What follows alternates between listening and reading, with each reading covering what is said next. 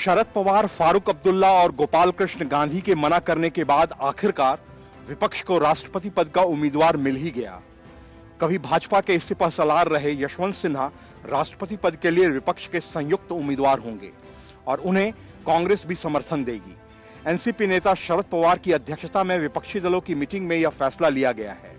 इस बैठक में यशवंत सिन्हा खुद भी मौजूद थे। वहीं यशवंत सिन्हा ने राष्ट्रपति पद की उम्मीदवारी के लिए टीएमसी से इस्तीफा भी दे दिया है। गौरतलब है कि इससे पहले विपक्ष ने जिन 3 नामों को आगे किया था, उन्होंने उम्मीदवार बनने से इनकार कर दिया था। इनमें शरद पवार, फारूक अब्दुल्ला और गोपाल कृष्ण गांधी का नाम शामिल था। इससे पहले विपक्ष ने नेशनल कॉन्फ्रेंस के नेता फारूक अब्दुल्ला का नाम आगे बढ़ाना चाहा था, लेकिन फारूक ने ममता बनर्जी का आभार प्रकट करते हुए उम्मीदवार बनने से इनकार कर दिया था।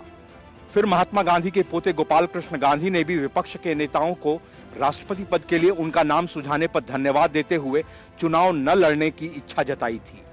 ऐसे में अब विपक्ष ने यशवंत सिन्हा के नाम पर सहमति बनाई है और उन्हें देश के सर्वोच्च पद के लिए मैदान में उतारने का फैसला किया है।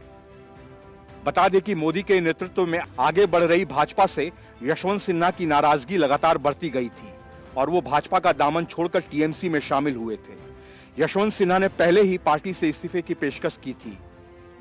उन्होंने कहा था कि समय आ गया है कि अब वह एक बड़े राष्ट्रीय उद्देश्य के लिए पार्टी से हटकर विपक्षी एकता के लिए काम करें। गौरतलब है कि देश के नए राष्ट्रपति का चुनाव 18 जुलाई को होना है, लेकिन राष्ट्रपति पद के उम्मीदवारों पर सभी की नजर बनी हुई है। वहीं विपक्ष की बैठक में जब टीएमसी ने यशवंत सिन्हा का नाम आगे बढ़ाया तो उसे कांग्रेस सहित विपक्ष के 19 दलों का समर्थन मिला। बैठक से पहले सिन्हा ने ट्वीट किया कि टीएमसी में उन्होंने मुझे जो सम्मान और प्रतिष्ठा दी, उसके लिए मैं ममता बनर्जी का आभारी हूं। उन्होंने कहा कि अब समय आ गया है जब एक बड़े राष्ट्रीय उद्देश्य के लिए मुझे पार्टी से हटकर विपक्षी एकता के लिए काम करना चाहिए। मुझे यकीन है कि पार्टी मेरे इस कदम को स्वीकार करेगी। वहीं कांग्रेस नेता जयराम रमेश ने कहा कि हम सभी विपक्षी दलों ने मिलकर फैसला किया है कि राष्ट्रपति चुनाव में यशवंत सिन्हा हमारे उम्मीदवार होंगे। रमेश ने कहा कि यशवंत सिन्हा एक योग्य प्रत्याशी हैं। वह भारत की धर्मनिरपेक्षता और लोकतांत्रिक ताने बाने को मानते हैं। वहीं मजे की बात यह है कि जानकारों का मानना है कि यशवंत सिन्हा का समर्थन भाजपा के साथ मिलकर बिहार में सरकार चला रही जेडीयू भी कर सकती है, क्योंकि सिन्हा बिहार से आते हैं। पहले भी ऐसा 2 बार हो चुका है कि नीतीश कुमार ने लीग से हटकर उम्मीदवार का समर्थन किया है। एनडीए का हिस्सा होते हुए भी उन्होंने प्रणब मुखर्जी का समर्थन किया था।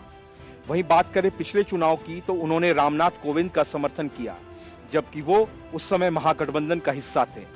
वहीं भाजपा ने भी राष्ट्रपति पद का उम्मीदवार तय करने के लिए संसदीय बोर्ड की बैठक बुलाई है। हालांकि अभी कोई नाम सामने नहीं आया है। इससे पहले एनडीए की तरफ से राष्ट्रपति पद पर एक राय बनाने के लिए राजनाथ सिंह और जेपी नड्डा को विपक्ष से बातचीत करने की जिम्मेदारी दी गई थी। हालांकि सत्ता और विपक्ष में इस पर एक राय नहीं बन पाई। Bureau report, news of India.